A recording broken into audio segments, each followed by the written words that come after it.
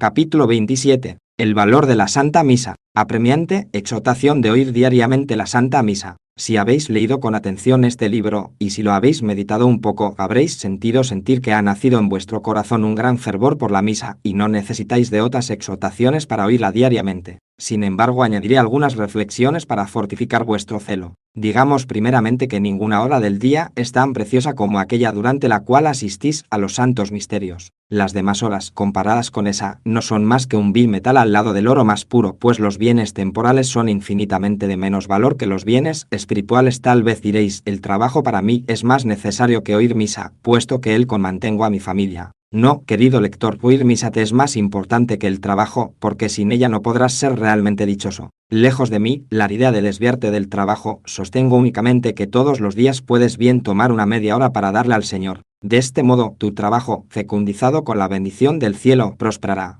Si al contrario, por negligencia o atendiendo un bien temporal, omites la misa, conviertes la hora de oro en una hora de plomo, te ocasiona un perjuicio que no tiene comparación con todos los perjuicios materiales, renuncias a una ganancia más considerable que lo que llegaría a ser en un día entero de labor. Te lo voy a probar con palabras del maestro. ¿De qué sirve al hombre ganar todo el mundo si pierde su alma? Oh, si reflexionases sobre esto, jamás dejarías de asistir al santo sacrificio. ¿Cuánto gana durante media hora el aldeano que cultiva su campo, la obrera que trabaja con su aguja? Apenas unos cuantos céntimos. Insensatos. Con una sola misa se enriquecerían lo suficiente para comprar el cielo y sin embargo, sacrifican esta fortuna a un trabajo que se os paga con 2 o 3 piezas de cobre. Digamos más, todo sería beneficio porque en su liberalidad Dios compensaría esa media hora que le habría dedicado, haciendo más provechoso su próximo trabajo. He aquí una reflexión que hará ver todavía mejor cuánto esta negligencia les contraría a la razón. Sin de las nubes cayese oro, por ventura no dejaríais vuestras ocupaciones, no os precipitaríais a recogerle. Pues bien, en cada misa cae del cielo oro precioso. Este oro es el aumento de la divina gracia, de la virtud, de los méritos y de la gloria celestial, es el consuelo y la piedad, es la protección de Dios a nuestros negocios temporales, el perdón de nuestros pecados y la remisión de las penas merecidas, es, en fin, la participación de los méritos de Jesucristo. Este oro es la felicidad, la gracia, la misericordia y además todas las cosas son de un valor infinito. Habéis sido creados por Dios para servirle, la misa es la última expresión del culto divino, estáis obligados a darle gracias por tantos beneficios espirituales y temporales. La misa es el más perfecto sacrificio de acción de gracias, estáis en la tierra para alabar a la divina majestad. La misa es el sacrificio más digno de alabanza. Habéis contraído una inmensa deuda con el Señor. La misa es el más completo sacrificio de expiación, incesantemente estáis en peligro de caer en pecado. La misa es el más eficaz sacrificio de propiciación, la muerte y el demonio os acechan para arrancaros la vida y precipitaros en el abismo. La misa es una salvaguardia contra todos los males. En vuestra última hora tendréis gran necesidad de la protección de los santos. No hay medio tan seguro para obtenerla como el santo sacrificio. Como recordaréis, así lo dijo nuestro Señor a Santa Mechtilde, que enviaría en socorro vuestro a la hora de vuestra muerte otros tantos santos como misas habéis oído. Se puede asistir al santo sacrificio por otro, sin duda alguna, porque con la misa no es lo mismo que con la comunión. Comulgar por otro es en cierta manera comer por otro, y cómo se puede dar a otro el alimento que uno toma. Se puede decir ofrezco esta comunión por ti o por las almas del purgatorio, como si dijerais al participar de este sacramento me he elevado a un singular grado de gracia y me aprovecho para rogar con más fervor y confianza por intención de los fieles. Este es el verdadero sentido de estas expresiones. En cuanto a la Santa Misa, Jesucristo no la ha instituido únicamente para los que a ella asisten y la ofrecen. Tanto el celebrante como el pueblo pueden inmolar a Jesucristo por los ausentes. En efecto, así lo dice el sacerdote en el memento de los vivos, y los que oyen la misa, la ofrece por sí y por todos los demás. Además puede aplicar a otra persona una parte de los méritos que sacan o de las riquezas satisfactorias que merecen. Esta es la razón por la cual considero más ventajoso para el prójimo oír misa que comulgar por él. Si no tenéis a nadie que quiera haceros este servicio, os repetiré lo que ya os he dicho anteriormente, encomendaos a un sacerdote o asistid en espíritu a tal misa que sabéis se dice en cierto lugar y a cierta hora. De esta manera, el más pobre y el que tenga más impedimentos puede participar de los frutos del santo sacrificio. Las palabras conmueven, pero el ejemplo persuade. Si todas las exhortaciones no os han convencido todavía, os citaré el ejemplo de los santos, los cuales a pesar de sus numerosos e importantes trabajos colocaban siempre la misa en primer lugar de sus ocupaciones. San Agustín cuenta de su bienaventurada madre Mónica que jamás dejaba pasar un día sin asistir a misa. Estimaba en tan alto grado el valor del santo sacrificio, cuya virtud saludable borra hasta la huella de nuestras faltas. Sintiéndose próximamente a morir, recomendaba a su hijo que no le hiciera funerales pomposos, pero sí que diariamente se acordara de ella en el altar. Santa Eduvigis, duquesa de Polonia, oía varias misas todas las mañanas, y cuando no tenía suficientes sacerdotes en su capilla, llamaba a otros para satisfacer su devoción. San Luis, rey de Francia, asistía siempre a 2, y a veces a 4. No conviene, murmuraban algunos de sus servidores, que un rey permanezca toda la mañana en la iglesia, mejor sería que se ocupara en los negocios del reino y dejara la misa para los sacerdotes. Habiendo llegado a oídos del rey, les dijo: «Cuánto me sorprenden vuestras quejas. Ninguno me haría reproches si pasara doble tiempo en el juego o en la caza». Excelente respuesta que, no solo convenía a los vasallos de Luis IX, sino que también se puede aplicar a todos nosotros. Cuando un día entre semana oímos 1 o 2 misas, os parece que hemos perdido mucho tiempo, y sin embargo, sin el menor escrúpulo dedicamos horas enteras a charlar, a jugar, a beber, a comer y a dormir. Tercera edad. Hemos citado ya al rey de Inglaterra Enrique I, no obstante el peso que tenía encima con los negocios de Estado, jamás prescindía de oír diariamente 3 misas. En una entrevista que tuvo con el rey de Francia, hablaron los dos monarcas de cuestiones religiosas. «Estimo», dijo el rey de Francia, «que es preferible asistir al sermón que a la misa. En cuanto a mí», repuso Enrique, «prefiero ver a mi amigo que oír celebrar sus alabanzas». Sin despreciar la utilidad grande de las instrucciones religiosas, no hay comparación entre lo que se gana con estas y lo que se gana con la misa. El bienaventurado hermano Antonio de Estroncio ayudaba a misa con tal fervor, y durante este tiempo sentía tantos consuelos que se olvidaba de comer y beber. Si se hubiera celebrado misas todo el día, no hubiera salido de la iglesia. Cuando se hizo viejo y con trabajo podía moverse, asistía, eso no obstante, a los santos misterios. Aun estando en artículo de muerte, quería dejar la cama para ir a oírlas. Los otros religiosos le instaban a que prescindiera de ello, por temor que ese esfuerzo acabase de agotar sus pocas fuerzas. Mas él les respondió: «Es ella centrada supieseis cuántos son los beneficios que el alma recibe en la misa, hablaríais así». Leemos en la vida de San Wenceslao, duque de Bohemia, que durante la dieta de Worms, el emperador Otto convocó para muy de mañana a los príncipes y a los señores. Todos acudieron con puntualidad, a excepción de Wenceslao, que antes de todo fue a misa. Después de esperarle algún tiempo, el emperador impaciente dijo a la asamblea: «Abramos consejo, y cuando venga Wenceslao, que ninguno se levante para hacerle lugar». Tan pronto como terminó la misa, el duque llegó al palacio. El emperador le vio entrar acompañado de 2 ángeles. Enseguida baja de su trono, va a su encuentro y la abraza con efusión viendo a Otto infringir sus propias órdenes. «He visto a los ángeles que le acompañaban al duque», dijo muy conmovido, «cómo no hacerle los honores que le correspondían». Algunos días después, Wenceslao era investido con el poder real y coronado rey de Bohemia. Si los reyes y grandes personajes, abrumados con negocios públicos, han ido con tanto fervor, no solo a una sino a varias misas, ¿cómo nos disculpamos en la presencia de Dios de nuestra negligencia, siendo así que tantas veces faltamos a ella con varios pretextos? Temo que el soberano juez diga de nosotros con toda justicia: «Coged a ese siervo inútil, atadle de pies y manos y arrojadle a las tinieblas exteriores, donde habrá gemidos y crujir de dientes». Guardaos bien de decir: «Dios no me condenará por haber omitido la misa los días de trabajo, puesto que solo es obligatorio los domingos y días festivos». Sin duda alguna no nos castigará precisamente a causa de vuestras omisiones, pero sí os castigará por haber sido negligentes en servirle, y no de haberle hecho fructificar en talento que os ha sido confiado. El siervo perezoso que fue arrojado a las tinieblas exteriores no había derrochado ni perdido en el juego, él depositó en el juego el depósito de su amo, se lo había devuelto exactamente, su falta fue no haber sabido hacerlo producir. En la ocasión de la misa debemos considerar no solamente todos méritos que con ella hubiéramos podido ganar, sino el homenaje que hemos dejado tributar a Dios. He aquí cómo se expresa a este propósito el pedagogo cristiano: si un sacerdote en estado de gracia se abstiene de decir misa no teniendo impedimento legítimo para ello, y solo le detiene la negligencia, sustrae a la Santísima Trinidad la alabanza y la gloria, a los ángeles el gozo, a los pecadores el perdón, a los justos el socorro, a las almas del purgatorio el alivio, a la Iglesia un gran bien espiritual, y se priva a sí mismo de un remedio saludable. La falta que comete el cristiano no asistiendo sin razón justificada a la misa es, en cierta proporción, comparable a la de este sacerdote. Si un servidor os sirviera con tanta negligencia como vosotros servís a Dios con tantas omisiones, no os apresuraríais a despedirlo. Reflexionad que hay motivo para temer que Dios os rechace de la misma manera por no haberle servido como es vuestro deber hacerlo, pues castiga con suma severidad esta falta de fervor y de correspondencia a la gracia, así como a la indiferencia por el santo sacrificio del altar. Os voy a referir sobre un hecho que aconteció en los alrededores de Roma durante el año 1570. 3 comerciantes de Gubbio se fueron a la feria de Cisterno y juntos se hospedaron en la misma posada. Ganaron mucho dinero y cuando la feria terminó, 2 de ellos dijeron al tercero: «Es preciso marcharnos mañana muy temprano para llegar a nuestra casa antes del anochecer». «No soy de vuestro parecer», respondió el otro. «Mañana es domingo, nuestro primer deber es ir a la iglesia a oír misa y luego emprenderemos el viaje bajo la protección de Dios». A pesar de esto persisten en su resolución y a la mañana siguiente, al despuntar el día, montan sobre sus caballos.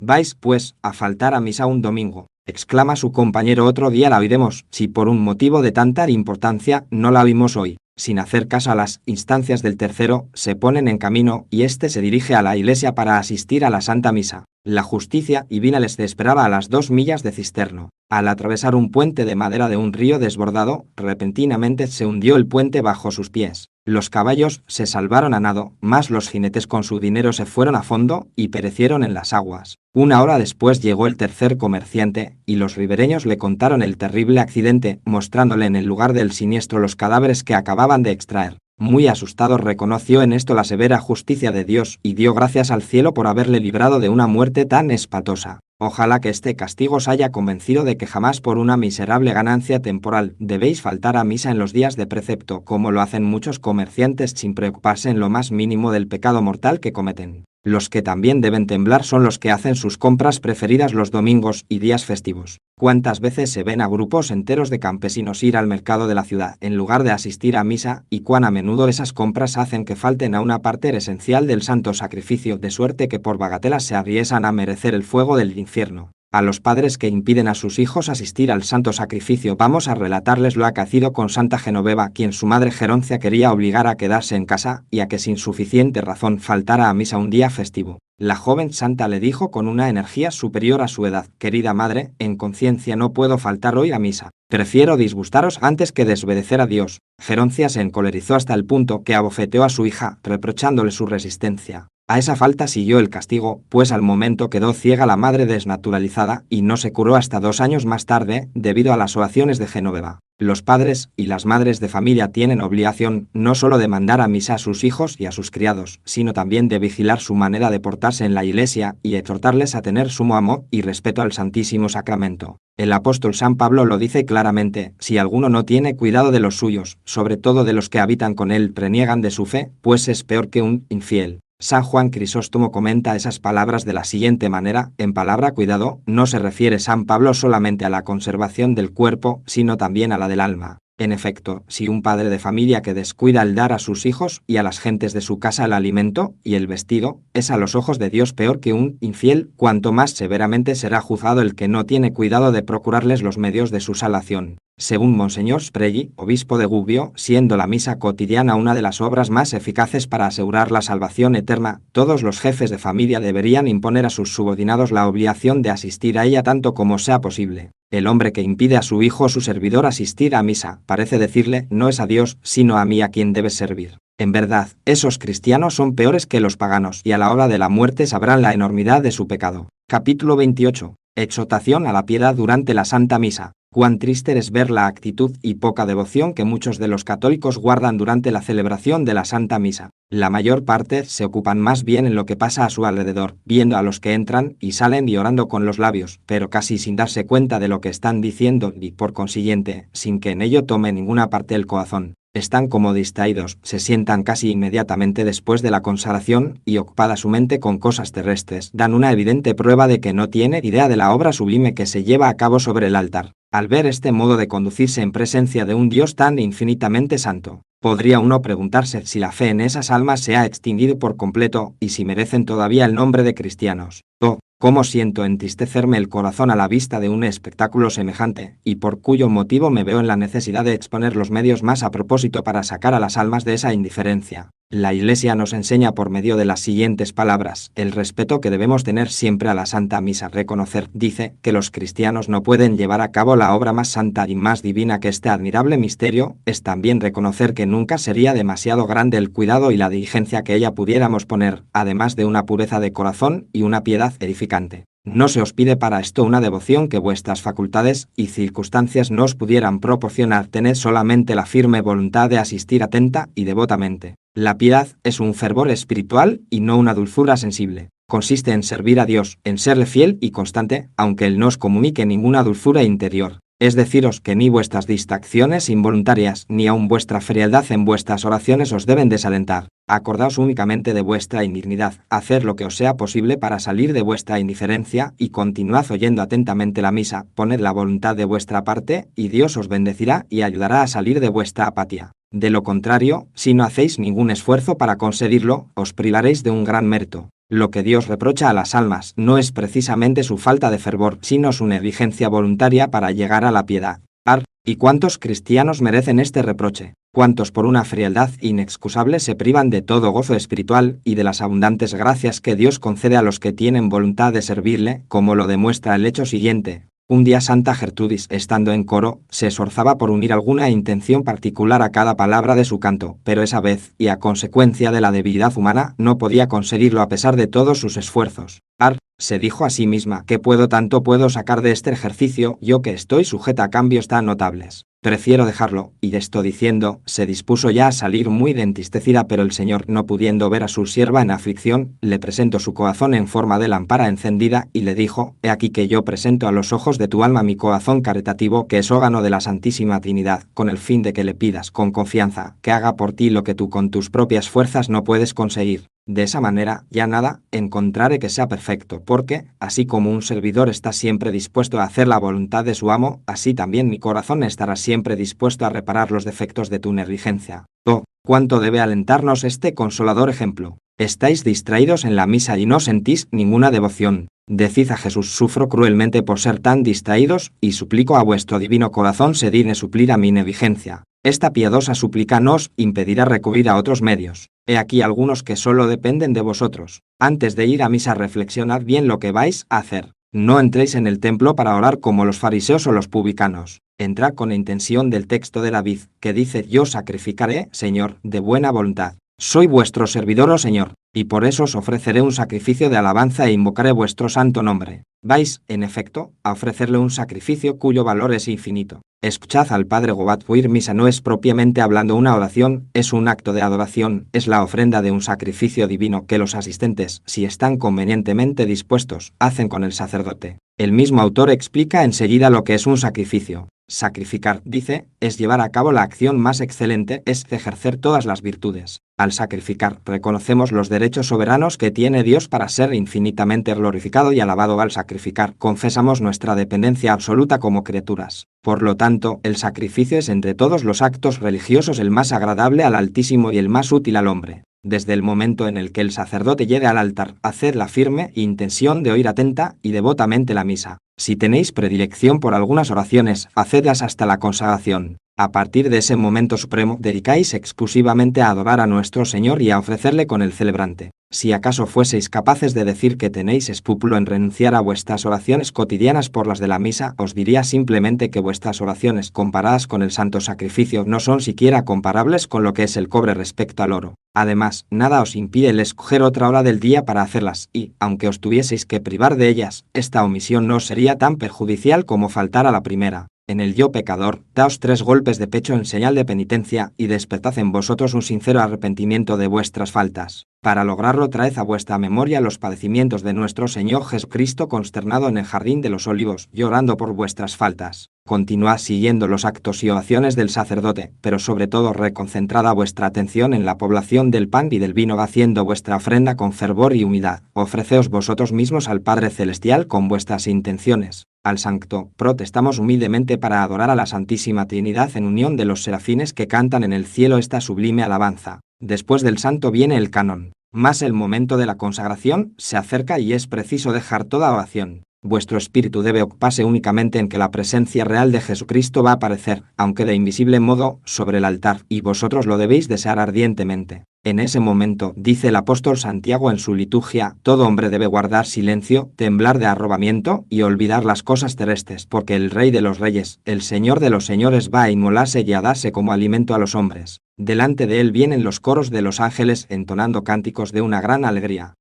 Si Dios abriese nuestros ojos para contemplar ese sublime espectáculo, cuán grande sería nuestra admiración al ver el cielo entero acudir cerca del altar para ayudar a celebrar el más grande de los milagros. Persuadidos plenamente de esta verdad, cuando nos atrevemos, indignos pecadores, a asistir a ese sublime misterio sin respeto, sin amor y ni aun siquiera con devoción, comprenderíamos cuán miserable es nuestra humana naturaleza. En el momento en que se lleva a cabo ese adorable misterio, las puertas del cielo se abren, y el Hijo de Dios, lleno de hermosa majestad, desciende sobre el altar para renovar el misterio de nuestra redención. Santa Mechtilde tuvo la felicidad de oír de los divinos labios la manera como realiza este acto inefable. Vengo, le dijo nuestro Señor, con tal humildad, que no hay alma por despreciable que sea hacia la cual no me digne descender, con tal que ella lo quiera. Vengo con tal paciencia, que soporto a mis más crueles enemigos y me reconcilio con ellos, si lo desean sinceramente. Vengo con tal amor que no hay corazón empedernido a quien no conmueva si acepta con buena voluntad mis indicaciones. Vengo con tal liberalidad que los más pobres pueden enriquecerse con los tesoros de mi gracia. Vengo con un alimento tan excelente que no hay alma por necesitada que esté, que no quede reconfortada. Vengo radiante de luz para iluminar las conciencias más endurecidas. Vengo, en fin, lleno de gracia y santidad, para despertar las almas más perezosas y más indiferentes. Admirar ese deseo ardiente de Jesús por elevar a los humildes, perdonar a sus enemigos, conmover los corazones endurecidos, enriquecer de bienes a los indigentes, iluminar a los descreídos y mover indiferentes. Aquí es donde tiene cumplimiento aquellas palabras: el Hijo del Hombre era venido para buscar y salvar lo que estaba perdido. Dios no ha enviado a su divino Hijo al mundo para condenar, sino para salvar. No desciende sobre el altar para vengarse de los pecadores, sino al contrario, les abre su corazón y les ofrece su misericordia. Oh pecadores, apresuras a acudir a la misa, allí encontraréis un mediador y no un juez. Vuestro triste estado se mejorará y hallaréis además el medio más seguro para preparar vuestra justificación. Volvamos al momento solemne de la consagración. San Francisco de Sales dice: el hombre debe temblar, el mundo debe estremecerse y el cielo debe extasiarse, cuando el Hijo de Dios se digna descender hasta las manos del sacerdote. ¡Oh admirable bondad!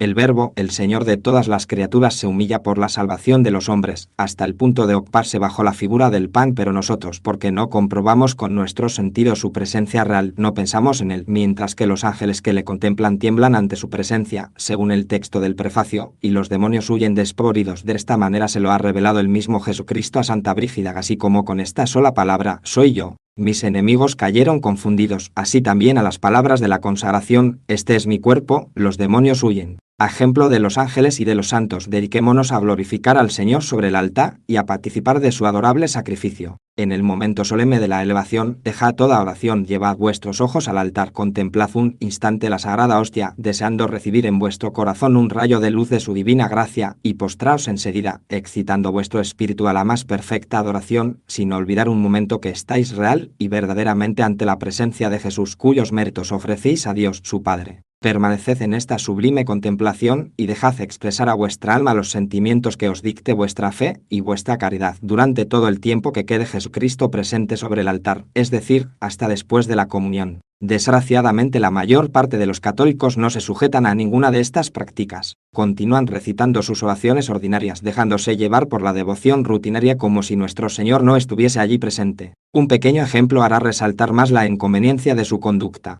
Tenéis un amigo que os ha invitado a menudo a ir a su casa. Tenéis deseos de reconciliaros con él y de manifestarle los sentimientos de vuestra sincera amistad. A instancias suyas decidís ir a visitarle. A vuestra llegada no os hace ninguna demostración que manifieste el agrado que debería causarle vuestra visita. Apenas os saluda, no os dirige la palabra y os deja de pie como si fueseis un desconocido. ¿Acaso no os disgustaría ese modo impolítico de recibiros? ¿No sentiríais hasta haber ido a visitarle? En todas las misas Jesús desciende del cielo para visitaros, para consolaros, para llenaros de favores. Está delante de vosotros sobre el altar. Os mira lleno de amor, aguarda que le habéis, desea vuestro homenaje, sin embargo, apenas le saludáis. Lejos de manifestarle el respeto y la adoración que le es debida, continuáis recitando oraciones que quizá no se relacionan con la Santa Misa. Por favor, oh cristianos, no lo hagáis más así. En ese solemne momento, imitad al sacerdote, caed de rodillas, y llenos de fe y de amor, adorad al que viene a vosotros de tan buena voluntad y se manifiesta a vuestra visita bajo las especies del pan y del vino.